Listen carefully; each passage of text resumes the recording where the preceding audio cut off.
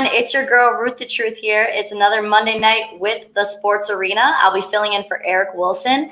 We are going to be talking a lot of sports because there's playoffs going on with the NBA today, but we are going to be starting off with the NFL and what's going on with the Washington football team. We have a great board today. We have Michael Caratanudo with Believe in the Pac-12 joining us out of Arizona. Mike, how you doing? I'm doing good, man. The Nets got beat down. The Coyotes got beat down today in the playoffs. They gave up 7 goals. But I'm good, man. Just, focusing on Pac-12 hoops and football. So we'll see what happens. You've been doing great work. I got to say, you've had some great podcasts and material out, and everybody needs to be checking him out. Mike, what is your Twitter handle and your Instagram handle, just so our followers can know? Oh, Twitter is, for my Sun Devils, at Diablos00.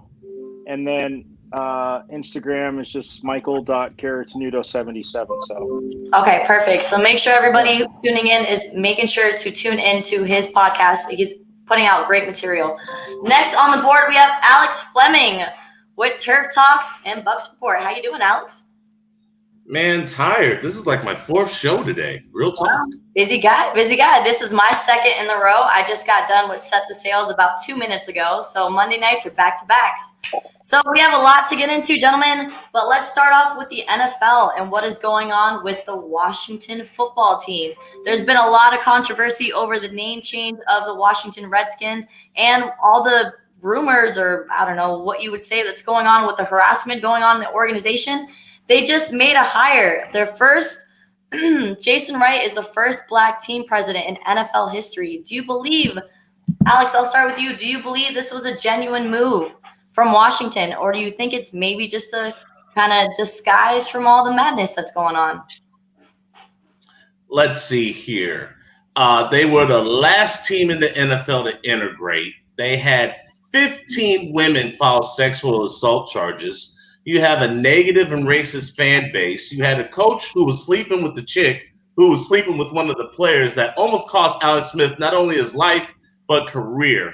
So you hire Julie Donaldson for communications, and then you make history by having the first Black president of operations for the Washington football team. Hell to the no, this wasn't genuine. This is a way to try to sweep under the rug everything that you've been doing and have done. If this was an immediate hire, why didn't you do this years ago? Why didn't you do it in 2000? Better yet, why didn't you make Doug Williams the first Black president of football operations if you really felt this way? No, this is a PR move to try to save face, to not remind people about the disgusting nature that you had during our COVID season. In the past 3 months, you've had allegations, Trent Williams wanting to get the hell out, 15 women coming forward saying this organization is garbage, and a complete restructure.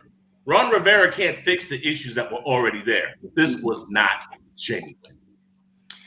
Mike, I got to know, should Daniel Snyder sell the team? Oh, I'm sure the fan base would love that, but it's not going to happen anytime soon. I mean, it was just, again, another billionaire owner that they're never wrong. But, I mean, I'm kind of on the fence because I'm on both sides of this, Ruth. Like, I do think part of it is to, oh, look over here, look what's going on over here, and not being a mess. Like you said, with the sexual harassment allegations and the women that came forward, the changing of the team name. But a few of the articles I read, and granted, he said pretty much the same things because I'm sure he did. Obviously, Jason Wright did a lot of interviews, but that's where I differ with Alex because he said in each one that he was qualified. He was the right candidate. He was the qualified right candidate. And he said the word qualified. And if you see his background, playing at Northwestern, he retired, went and got his business degree, was in a big firm. And him saying in the ESPN article that, Washington was a team that was behind the times. Again, Alex made those points, which is true, was behind the times. And it's one of those things where if he thought it was more of a PR thing, and I don't know Jason Wright, but I don't think he's not taking that job and the hiring, and he's saying getting the diversity. And yeah, it's going to take a while to get the, I guess you could say, the mud off their face from everything they have done wrong. And the list with the Redskins is obviously long and distinguished in that. But yeah, part of me feels it's like, oh, look over here. But the other part of me, with what to Alex's point, with hiring a woman that's going to be actually the first woman that's part of NFL broadcasts, and then you hire Jason Wright, it's one of those things where they're starting to get more diverse voices, whether he wants to or not. Daniel Snyder, inevitably, which annoys me the most, and I think it's to Alex's point, Daniel Snyder in the long run is going to look better from this point on, because people are going to say, oh, well, he actually cast a bigger net. Because lastly, that's my last point. He was one in the ESPN article. He was saying that it used to be a small net. And we've talked about this before, like the good old boys network. Like, how can you be qualified, or how can you get a job if you're not getting an interview, even though you're qualified? And it kind of hammered the Redskins for having a very small net of hiring presidents and hiring certain people in power positions. So in the end, it makes Daniel Snyder, for now, annoy people, but it'll make him look better, which is annoying to people that get the full picture. No, absolutely. I hear where you're coming from, but it is a change, and I'm hoping that it continues in the right direction and the Washington football team can get themselves together before the season starts. All right, let's switch gears here. We're going to be talking about the NBA. It's the first week of the playoffs is going on. Gentlemen, I want to know, was it a big surprise that the Brooklyn Nets were trampled by the defending champs, the Raptors? Who was shocked? Who's shocked? No. You got no Kyrie Irving. You have no Kevin Durant. You don't have DeAndre Jordan. You only have Karis LeVert, who had a good game but only had 15 points and 15 assists. He was a distributor that got them back in the game because it was over at halftime. I believe the score was 73-51 at the half. They were down 22. I mean, it doesn't matter how many people score. If you only have 5 players in double figures and your biggest scorer is off the bench, how are you going to contend with the defending champions? At least people forgot. The number 2 seed Toronto Raptors picked up right where they left off last year without the cyborg. And Spicy P and them boys, everybody in the starting lineup was in double figures. And it also helps when you got Serge Ibaka coming off the bench giving you 22. Oh, and do we need to talk about the 3-party? Because the Nets can't defend the 3. 22 of 44 for the Toronto Raptors. For those who aren't good at math, that's 50%. They got beat by 24. It could have been worse. Mike, I got to know, do you see the Brooklyn Nets even winning a game in this series? No, and Alex, you're hurting my feelings because growing up a lifelong, New Jersey Nets fan, even though they moved to Brooklyn, I was a little bitter about that.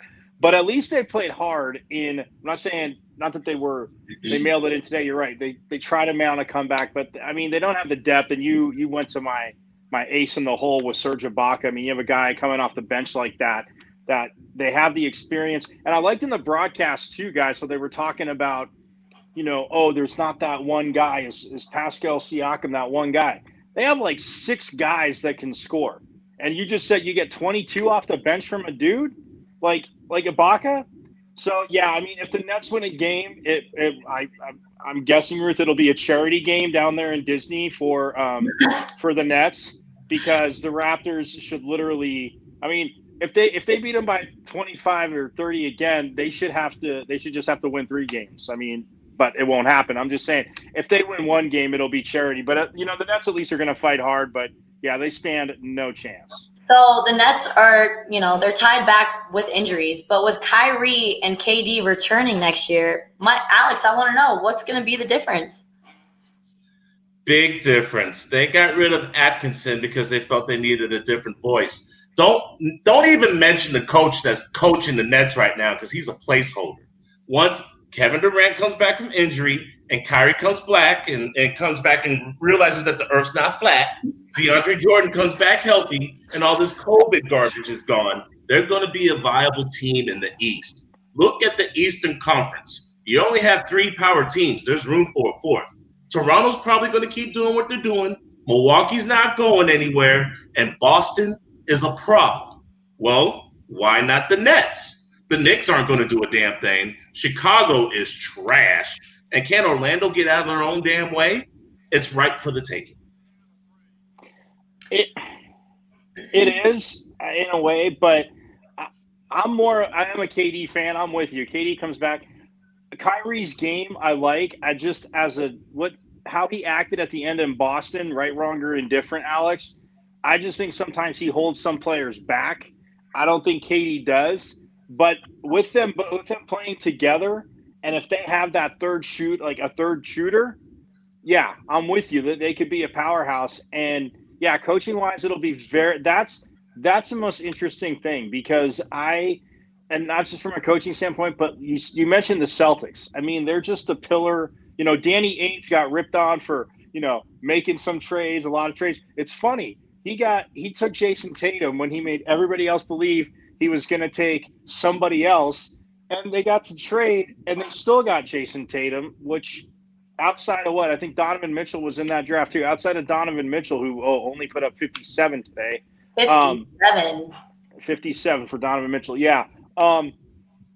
But yeah, for the Nets, I mean, it could be there in the East with KD, and yeah, if Kyrie plays, you're right. You need to have geography lessons though with him, Alex, because I don't know if he's gotten off the Earth not being flat thing. So you need to go help him out, man. So next game that we're going to talk about is the 76ers and the Celtics. The Celtics won that game, but it wasn't looking too crazy at the half. The Celtics were only up by 6 points, despite the 76ers having 9 turnovers before halftime. Alex, I got to know, should the Celtics be worried? Hell no. Bro, okay, look, Ruth, 76ers don't have a bench. They don't have Ben Simmons and they don't have a bench. Alex Burks did his best Ben Simmons impersonation and had 18 points. You know what they shot from the three? 33%. 9 of 27. You know who their leading point scorer was? Joel Embiid.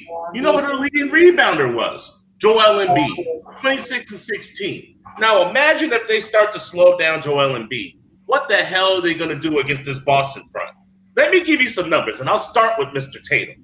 32 points tonight, 13 rebounds. He becomes the youngest player in Boston Celtics history to have a 30-10 game. He's only going to get better, and he's young. Thank you for mentioning the trade, Michael Carrot-Tenuto.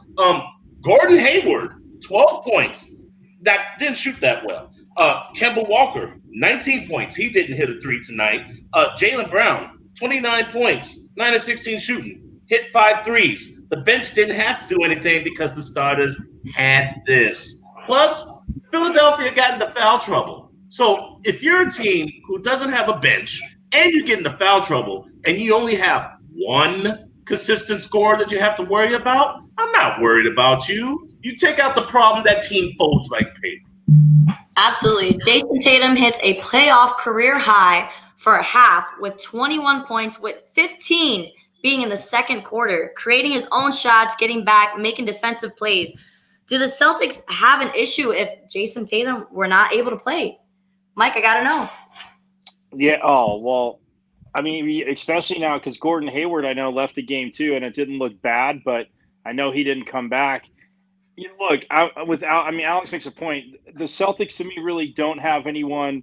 If he wants to ball out, they don't have anyone that can slow down Embiid. But if he's the only one, to your point, if he's the only one that's dominating like that, they can be physical. But the Celtics, in the end, you're right, just have too much on the perimeter. And if Kemba gets going even more too, with Jaylen Brown and Jason Tatum, I mean, you forget. And then you get, like I said, you get Hayward. You can kind of nurse him back slowly if he's banged up. Again, we'll see what happens. But yeah, the Celtics, I mean, look, the Sixers.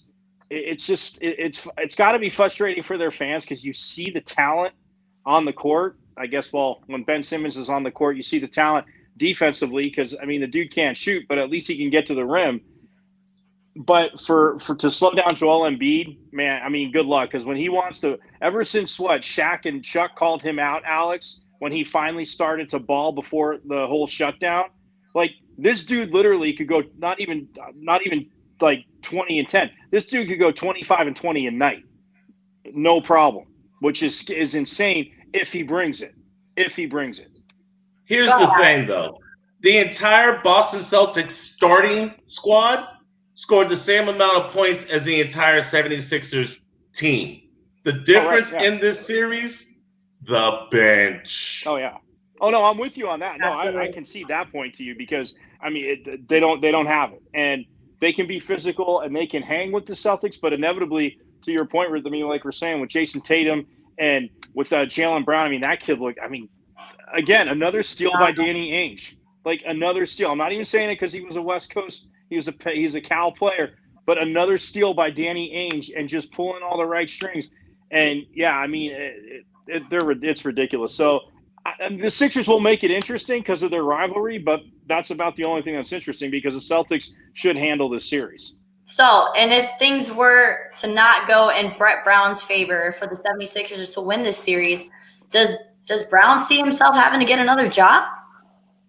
Alex, I got to know, is Brett Brown, is he gone after this series? I believe he should be getting a stimulus check for unemployment. He's playing 3 more games, and then he's going to get booted, straight up. You ever seen Blank Man? You remember Blank Man? Are you old enough for Blank Man? Okay, yeah. Brett Brown is playing the role of Susan, and we're trying to tell him, and he's not listening. Wow. So let me guess, you don't like Brett Brown. No, I agree. I mean, look, they said trust the process, and they stuck with them. But you finally make trades. You get guys in there you think draft-wise, Markelle Fultz didn't pan out.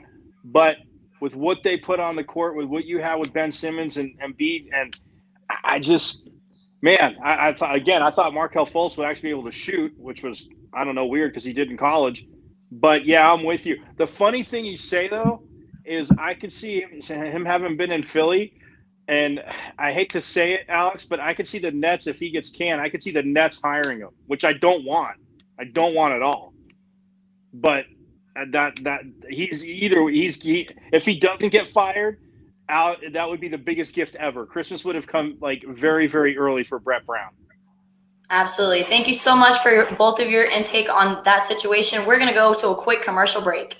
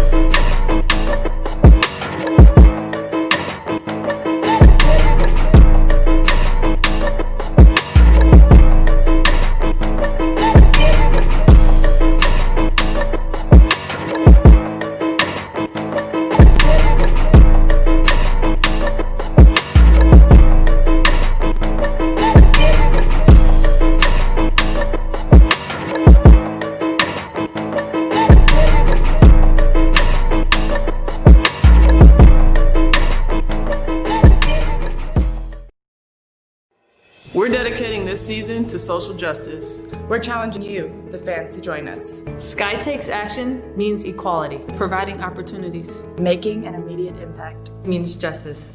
Sky Takes Action means bringing the community together. Serving others means family. Sky Takes Action means doing your part. Is encouraging others to do more. Period. Sky Takes Action means using our platform to create change. Real change. We've partnered with Athletes for Justice to raise money for Chicago-based charities that are fighting for equality for all. For all.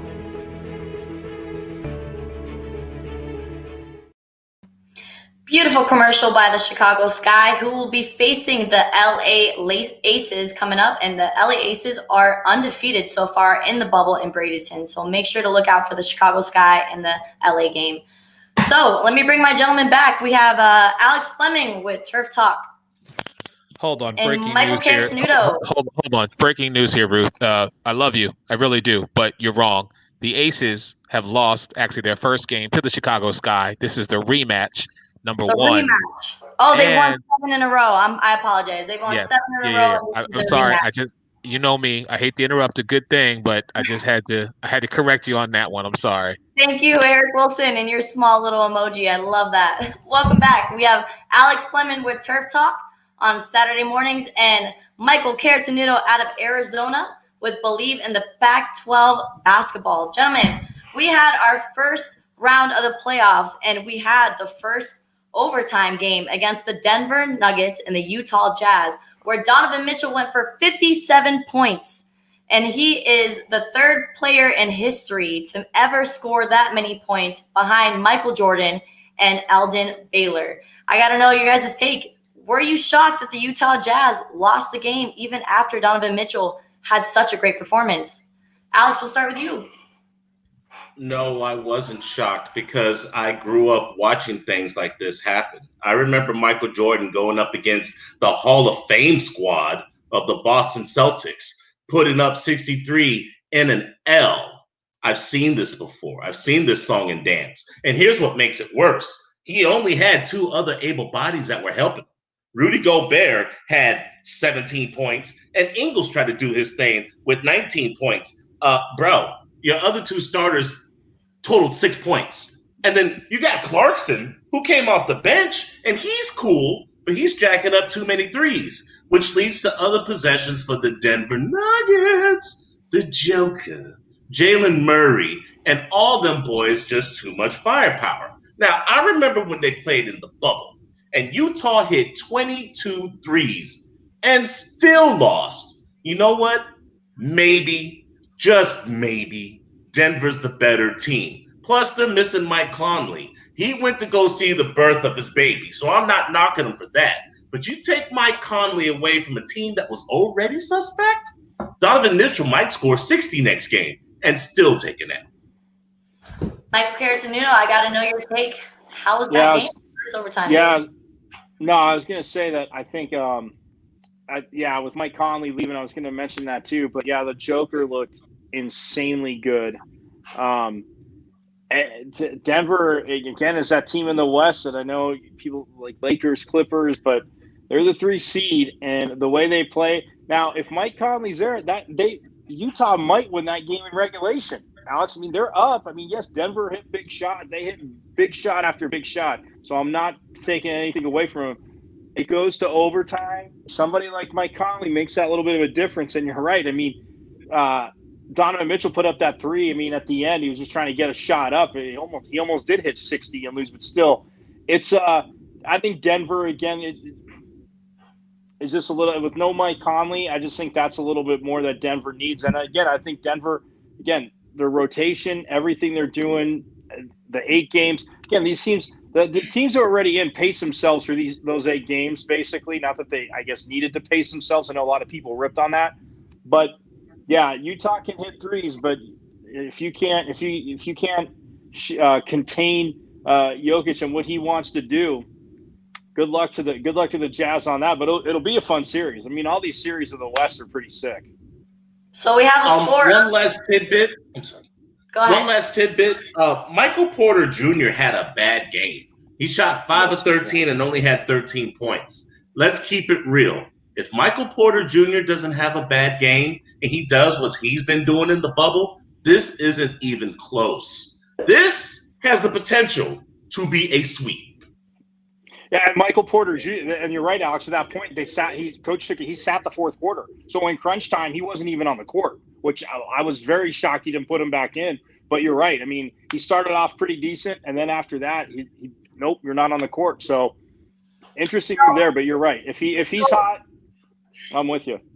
So we have a scores update on the Dallas Mavericks versus the LA Clippers game. The Mavs are up by 3, 69-66 against the LA Clippers. With Luka Doncic having his first playoff appearance, how do you see this series ending up? Alex, I got to take it to you. You know I have a thing for Luka. I love me some Luka. Don't we all? But with that being said, bro, Clippers just have too much firepower.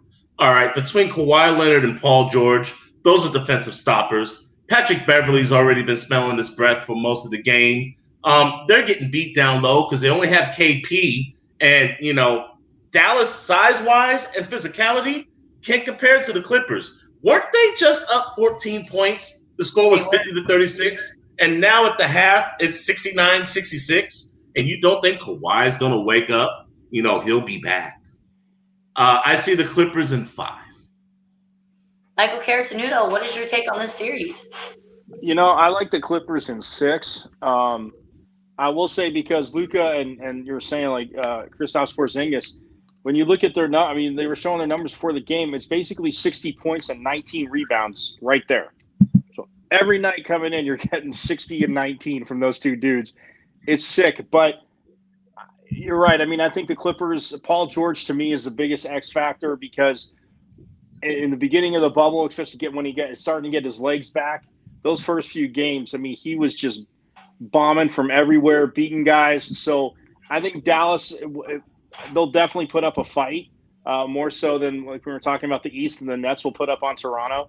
But yeah, I like the Clippers in 6. I just think that Patrick Beverley, I know he was in a little bit of foul trouble tonight. He went and sat down. He had 3 in the second quarter, but I'm with you overall. Their length defensively, they could sort of match up. You're never really going to stop Luka, so you have more of a chance of getting to Porzingis. But yeah, I just think the Clippers in the end are going to be too much in a 7-game series for the Mavericks. So the other team that also shares the Staples Center, the LA Lakers, are going to be facing off Dame, the bad man himself, is going to be playing the Lakers tomorrow. Gentlemen, I got to know, are the Portland Trailblazers going to put up a fight against the Los Angeles Lakers? And can you see the Blazers surviving this series? Dame time, baby. Yes. I'll go first. Why not? I want to give a shout out to Skip Bayless for continuing to be ignorant and just adding gasoline on top of this fire that he lit under Dollar Dame's butt.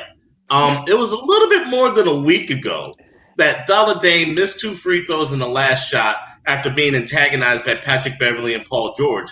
And all he did was score 154 points in 3 games. You break that down all you want to. That's 51.3. You do the math. Here's my point.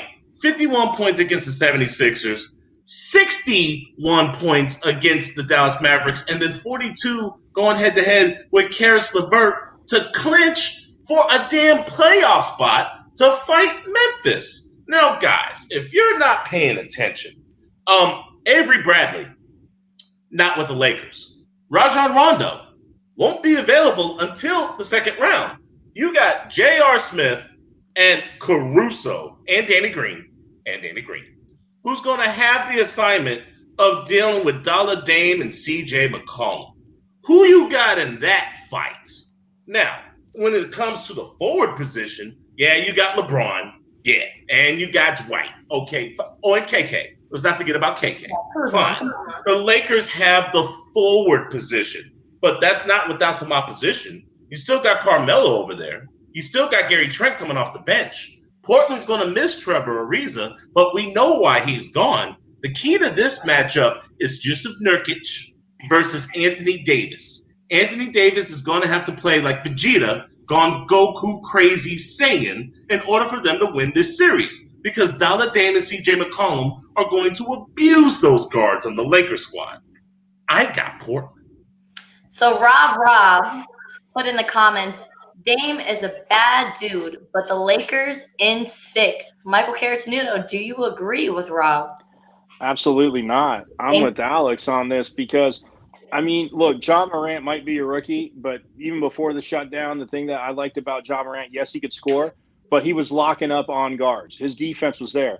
And that playing game, back-to-back times down the court late, C.J. McCullough took him to school and said, "You can't effing block me." And he made the reporter, which I thought was hilarious, say it back to him. But yeah, you get CJ hot and Carmelo hitting those threes. Like when we were messaging, he chimes in with a big 3 late. Man, Damian Lillard, dude, I love the guy. He wants to stay in Portland. I know him and KD had a beef going back and forth last year about the whole staying in one place to win a title or 2 years ago. But I love the way Portland plays. The thing they will have to do is, you're right, down low though, they're going to have to defend Anthony Davis. They have to play better defense because can they go bucket for bucket with the Lakers, Alex? With that team, absolutely. They go bucket for bucket. But at some point, you got to get some stops. That's the only – if you're only going to take one thing away, one negative thing, is, yes, they may have been a little bit gassed, I get, by the Memphis game, but they just need to get situational stops because you're right. Good luck with any of those guards guarding either Lillard or McCullough. I've loved Portland's backcourt forever, and I think it goes 7, but I'm taking the Blazers. I love the upset. I'm taking the Blazers. Oh, it shall be interesting. But when we come to think about it, will the NBA not allow LeBron James to not be in the NBA Finals? Just a thought. But we're going to switch things over to the East Coast. So we have the Magic and the Bucks. Who do you guys take?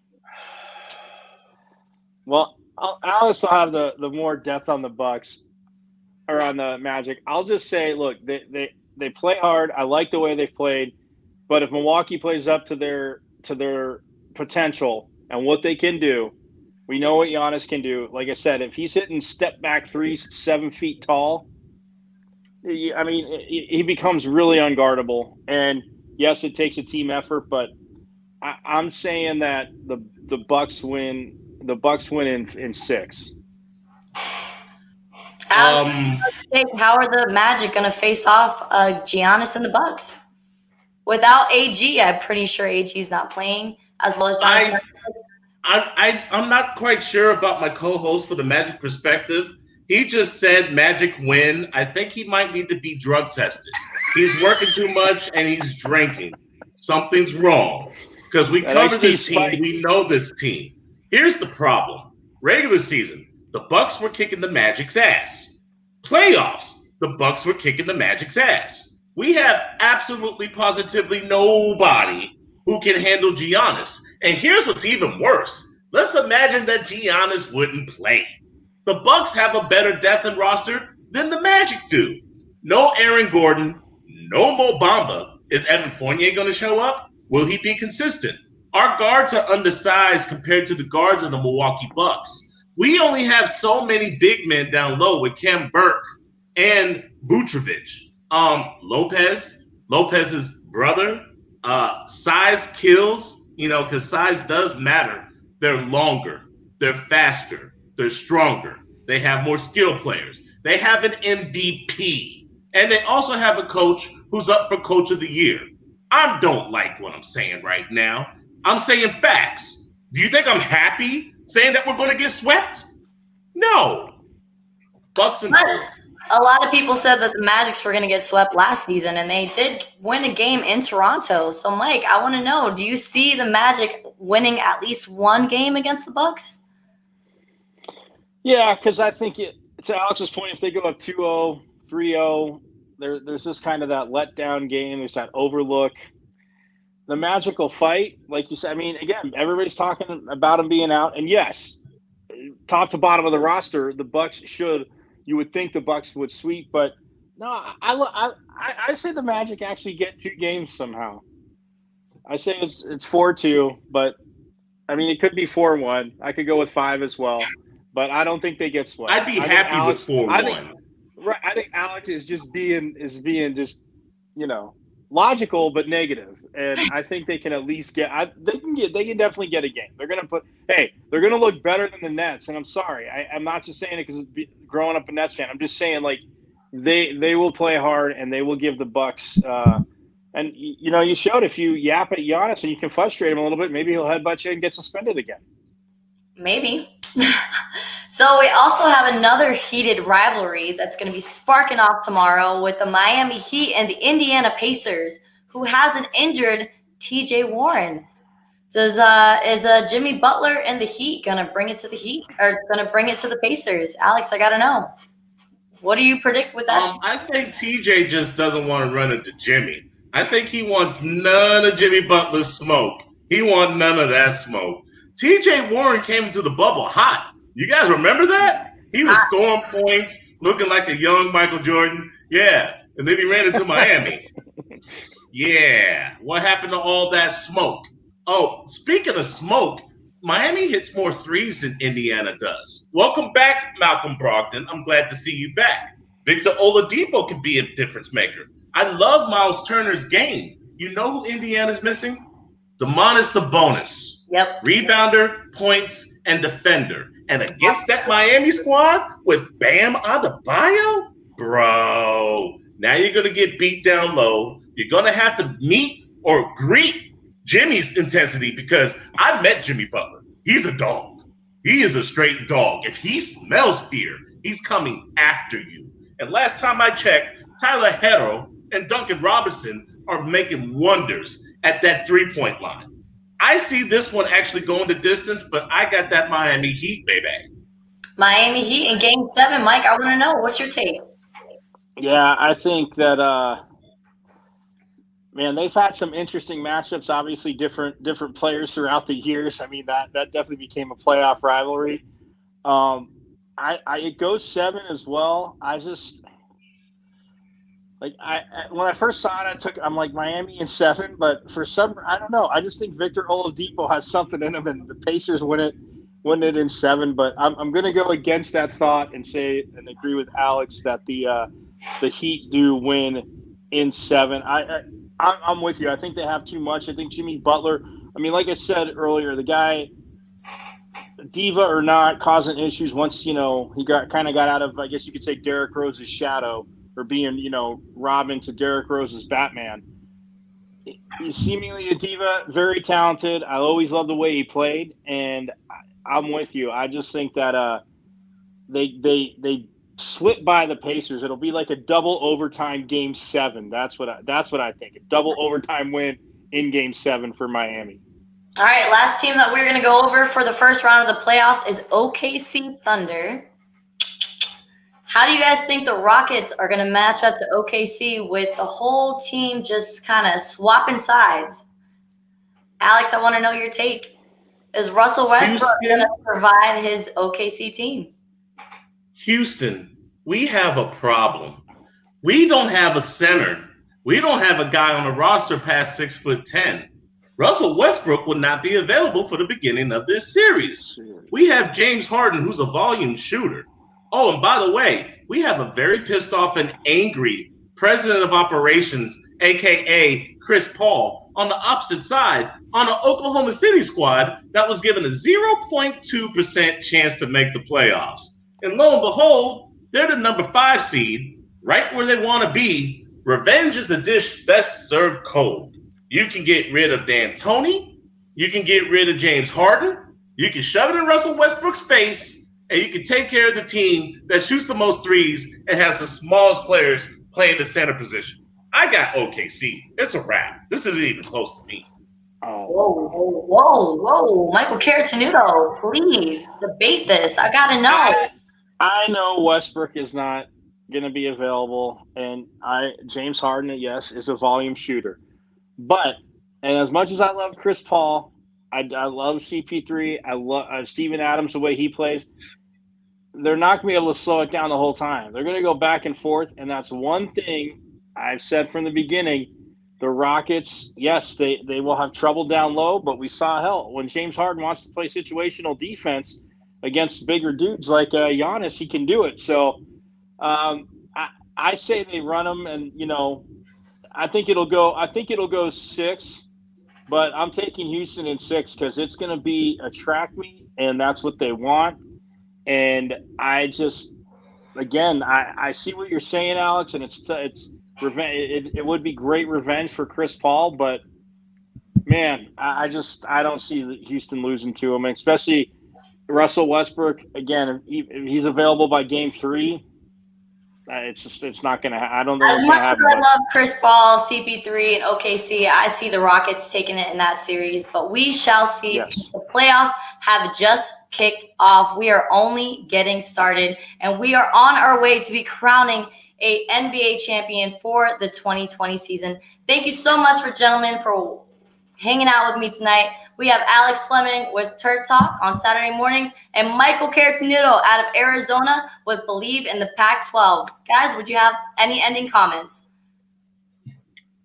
Milwaukee versus the Clippers, NBA Finals. Since the bubble's actually working because they're 0 for 346, Boston and Toronto exit each other out. The winner of that series gets to play a fresh Milwaukee team. Clippers are the Clippers. If Portland does everybody a favor and takes care of the Lakers, they don't even have to play the Lakers. Clippers take care of the Nuggets, and then they take care of Milwaukee. Clippers, Milwaukee. Any ending comments for you, Michael Cartenuto? Wow, Clippers. Well, that's you stole my. I took that in the beginning of the season. I said I'm Bucks, just so Clippers. glad you didn't choose the Lakers. I'm very happy. I said Bucks, Clippers, but I'm gonna. You know what? I'm sticking with the Clippers. I'm probably gonna kick myself, and you can play this back and say I told you so, Alex. But I'm gonna go Clippers, Raptors, man. I think the Raptors are going back. I say Clippers, Raptors. All right, you guys heard it here first. This is going to be wrapping up the night for the sports arena. My name is Ruth the Truth. We have Alex Fleming here and Michael Cartenuto with Eric Wilson doing the producing. Thank you so much for joining us, and you guys enjoy the rest of your night.